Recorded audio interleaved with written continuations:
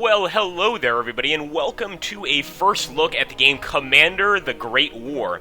Now, it's actually been quite a while since I've seen a World War I game available on Steam, or really available anyway, and if the music is any indication as to how the game's going to be, it's going to be absolutely awesome. I'm going to go ahead and get started here, guys. We are going to go right into single player. Like I said, this is my first time playing here, so it should be interesting. I think I'm going to go ahead and start in 1914. We'll start on the first year, and I'm going to play with the Germans, or the Central Powers, really, not necessarily the Germans right away. Let's go ahead and take a look at the briefing video, guys. Summer 1914. With great jubilation and enthusiasm, armies across Europe are mobilizing for war.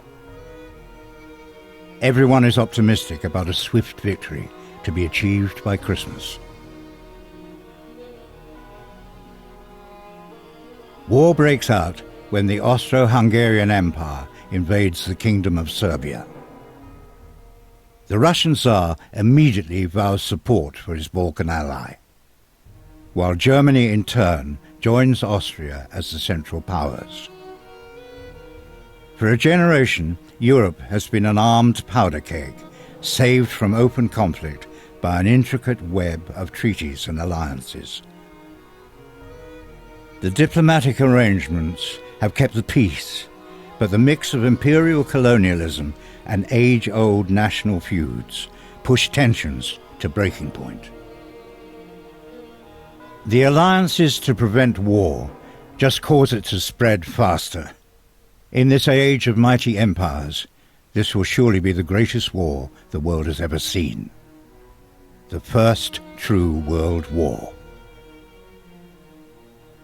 Through mass conscription, millions will be called to arms. Industrialization produces weapons, guns, and shells at a rate never seen before. Death and destruction can now be achieved at an unprecedented scale. How will the tactics and strategies from the 19th century uphold in this new age? Wow, guys, so that was a really epic intro How video. will the face of Europe change Still going. after concluding this great war? Just unbelievable for an intro video, really. I think it's definitely a bit long, but just all of the visuals, the explanations of the actual start of World War I is really cool. And I'm gonna go ahead and get started here, guys. Now we are starting on balanced AI strength. Since I'm very new to this game, we'll go ahead and hit launch, and we should be able to get started here. I think Serbian enemy is ill-equipped but battle-hardened from the Balkan Wars, and has taken up positions in Mount Germany. Is expected to begin an attack on France very soon. Okay, cool. Both So we nations don't control are Germany gathering right away. forces Interesting. near their mutual border. But the Germans intend to bypass enemy positions by sweeping through Belgium. Okay.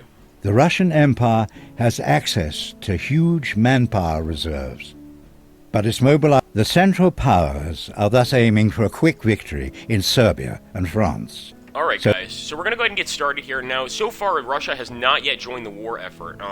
This looks like a very cool sort of, I guess, overlay. We could actually zoom out all the way like this, or we could sort of zoom in. So sort of, if you're looking for that Hearts of Iron 3 look, you can get it just by zooming out. Or if you want the more Panzer Corps type look, you can just kind of stay here. Now, as you guys see, these guys over here near Belgrade are the Serbians, of course, the guys we are trying to fight. I'm going to go ahead and, wow, this is cool, guys. So movement is obviously based on railways, which is pretty realistic. I'm going to go and take our first infantry section. I also like the way the rough terrain looks. It kind of shows you exactly how the terrain in the game looks. So that's definitely a plus. So we'll go here and head to Temeshburg. Oh, it looks like we have a plane. So can we just fly it over there, or... Oh, I guess we could... Wow, cool. So this is the combat prognosis. I'm still having a little bit of trouble understanding it. 0-0, I'm assuming that means that no one's going to really take any damage. But I'm going to go ahead and try to drop bombs on this garrison. So no damage at all. Let's move the cavalry into position now. And wow, they've got a lot of guys defending this area. 3-2. So I guess that would mean... either we lose 3 and kill 2, or we kill 3 and lose 2. I guess we'll find out. Okay, so 3-3. So it was actually pretty... it was a pretty even fight. And as you can see, our cavalry is kind of stuck out here on the end here at the you know, bordering a sort of river, which is not something we want. We'll go ahead and move forward here. Wow, awesome, guys. So we broke right through those Serbian defenses. And now, much like Panzer Corps, in this game, you can also, and I know this from actually looking at the tutorial online, you can activate repair mode. Just click this, drop it on a unit that's damaged. Now, obviously, if you do that, you can't move that unit that turn. Let's see if we can go ahead and finish off this first Serbian garrison. Wow, great, guys. So we went ahead and pushed through. Now, the one thing that I'm a little concerned about is we've left these areas open, split, etc. But we're going to go ahead and just open fire. Oh, actually, I'm wrong. Wow, split's fine. Okay, my bad. We're going to go ahead and open fire on this Serbian unit in Cetinje. And this will, I think, at least provide some support to our infantry attack here. Now, then again, 0 and 4. I wonder if that means we're going to lose 4, they're going to lose 4. See, this is where things get very uncertain. Well, I'm going to attack. Alright, so it was definitely for me. So now we know that the number on the right represents our forces being lost. So we know that now. Let's try again and go ahead and get the artillery over here too. Now I'm not going to move any of my troops over here near Russia because I know I'm going to eventually need them. As a matter of fact, let's see if there's any way to Wow, awesome. So my focus right now, yes, I definitely want a machine gun to be my focus. I think that's almost a necessity in a war like this. This is just our diplomacy section.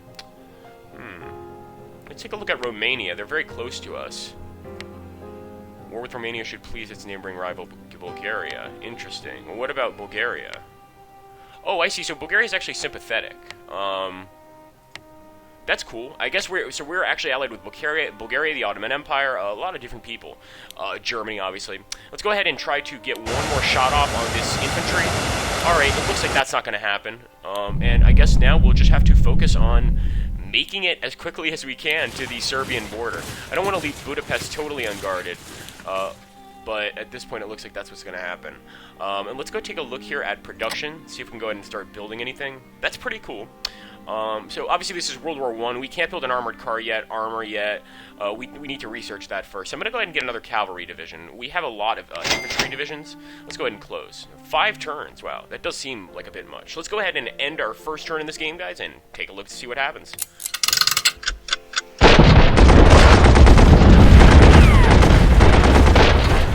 Okay, cool. So no developments this turn. I guess it went over to the Ottoman Empire and sort of dealing with our combat there. But so far, Germany has not joined the war yet. We're still just fighting the Serbians all alone. And I'm hoping that we can defeat them. So let's go ahead and move forward here. Try to get that bomber to drop some more bombs on this weaker position. And go ahead and move up our troops. As you guys see, I'm actually taking more men than I'm actually, I'm losing more men, I should say, than I'm killing. The issue, though, is that I really need to break through here, and World War I is all about, basically losing some men to take territory, take land. And really, our whole goal here is to break through the Serbian lines here towards Belgrade. So we're going to go ahead and just continue to attack. Let's go ahead and start firing on Belgrade. Now, I would like to have some actual artillery support here. Let's take a look. In fact, I'm going to open up on this cavalry unit, guys, with my infantry. And I'm actually happy I did that. We actually didn't take any damage whatsoever. I will go ahead and try to open up on these guys. No way. So as you guys can see, if I attack Belgrade right now, the garrison is so strong that if I manage to actually push this attack forward, I'm going to lose 6 men and take almost no ground. We just can't have that. So what I am going to do is go ahead and open up on this garrison. And yes, it's probably not great to lose men in general, but we need to push through somehow, guys, or else we're not going to win World War I. That's the whole idea behind this game. So let's go ahead and open up here on our friends in CJ. I really wish that after firing with a cruiser, you can move away. I think it's kind of silly that you can't fire when merely, one space away or whatever in this game. That's kind of weird. So I'm going to go ahead and try to take the fight to the enemy on the open sea. I don't think they have any sort of navy, but we'll try to look for it. And let's go ahead and end our turn, guys, right after I get this artillery gun into Budapest. Alright, here we go. So now it actually seems that the Serbians have pushed us back slightly. And Germany has declared war, guys. So that is, I guess, the start of the game. Let's see how it gets now. Do we suddenly control Germany? That would be kind of cool. France stands still, so France is also going to fight, and Belgium is invaded by Germany. Okay, well that all makes sense, and luckily this game auto-saves, which makes me very happy. Von Hotzendorf, supremely confident in the abilities of both himself and his armies, Conrad favors preventative attacks on the enemies of the Empire. However, the realities of war and the consequences often escape him. I'm not going to deploy this general. I'm going to go ahead and just continue. Because I think we could probably get a better one, and I'm not even sure how the general system works in this game, but that guy doesn't sound like somebody we want. This kind of sounds like an old school general that's just going to get a bunch of our guys killed. So let's go ahead, guys, and we will open up on this unit once again. Again, we haven't managed to break through yet, but we should be there very soon. I'm going to go ahead and actually get some reinforcements, some active repair to these guys in Sarajevo. And we'll also get some repair to these guys over here. At that point, we will move this infantry up. And I will use this fighter plane to possibly provide some suppression for my attacking infantry here. Let's go ahead and see how it works. Okay, awesome, guys. So we did manage to push the enemy back. At this point, I'm a little concerned about moving forward because I feel like we're going to get caught in a crossfire, but I think it's probably worth it. Let's go ahead and move forward. And we'll try to finish off the enemy here. Awesome. So we took out the Serbian enemy, guys. We are basically on their battle lines right now. So it'll be interesting to see how that works. I'm going to go ahead and open up here on this cavalry unit. It's really just a pain in the ass, and I don't want it breaking through anymore. And we'll even actually open fire on it with our cavalry unit. There we go, guys. So a tremendous amount of damage against that Serbian cavalry. They're not going to like that one bit. And we'll go ahead and try to take a look up here. Okay, so the war has definitely begun, guys. We are on, I guess, well, can we go ahead and just move into Russia, I think? Okay, so that's weird. Russia has declared war on Germany, but hasn't declared war on the Austro-Hungarian Empire, as far as I can tell. So let's go ahead and get started as the Germans.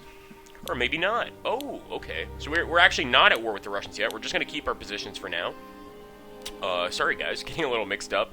And now it did say that we should probably move into Belgium first. I'm going to go ahead and open fire on these Belgian troops kind of on the coast in Antwerp. And as you can see, we've already commenced our German assault, which is pretty awesome. And we're just going to try to get as many ships in there as we can. Just really try to provide as much cover fire as we can for our men. And at this point, I will begin the German assault across Belgian territory. So we can actually probably just jump right across here to Liège. And yes, we can. Awesome. At this point, I want to move that artillery up. And I really want to find out how this artillery works. And I guess I don't get to find out this turn. Oh, well. We're going to actually just go ahead and bypass this infantry, as you can see, going straight towards Liège. And we'll move these guys up, too. We even have our cavalry join the mix at this point. Alright, so I'm going to go ahead and move this infantry up, guys. Now, this does leave us a little bit vulnerable. I'm not going to move it right up on Verdun. I'm going to kind of move it up just one space. Once we leave this actual area of fortified bunkers, we actually begin to take damage, which is not something we want on attacks because we don't have any form of defense, really. So we're going to go ahead and just hope that the enemy doesn't start attacking us. It's likely not going to happen, but we're going to try and hope that that's the case. Let's go ahead and I think that's all we can do in terms of movement-wise here on the Western Front. Let's go ahead and, well, we've already dealt with this. Let's take a look at our friends over here in the East. Right now it looks like we have very little to no actual men prepared to fight over here in the East. I mean, they're ready to deal with the Germans, of course, but, I mean, the Russians, of course, excuse me. But so far, they haven't had to yet. Let's take a look at our production and see if the production is any different. Okay, so this is weird. I guess we do have to deploy this general, whether or not we want to. So we'll go ahead and deploy him. I guess we can only deploy him for our Austro-Hungarian army, so we'll go ahead and deploy him here. I don't know what that does. It'd be interesting to find out. So, one thing I'm not so sure I like is the production is mixed together. So does that mean I have to wait to actually get my German infantry? 4 turns? Or 7? It seems like a bit much. I guess we'll find out. Let's go ahead and exit this particular area. Anyway, guys, that is definitely what I would consider a first look at this game.